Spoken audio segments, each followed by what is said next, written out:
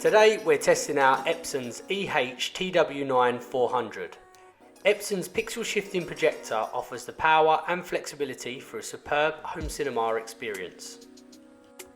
On the back of the unit you'll find one OPT, two HDMI ports, one USB, one service, one LAN, one RS-232, one PC and a trigger out.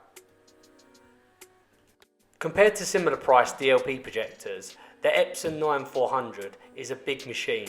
Weighing 11 kg, you'll need a big space to accommodate it.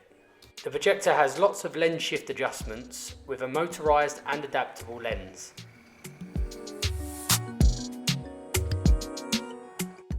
We'll be testing the Epson straight out the box on a 120-inch screen. First thing we need to do is adjust the lens to fit the projector screen.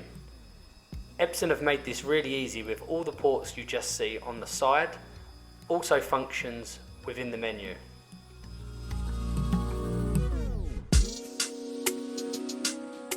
The focus setting is very easy to use. Within a few clicks you're ready to watch a movie. Here's a video of an installation we completed recently. We found that Epson handled the HDR well, with its vibrant colours and excellent sensor depth.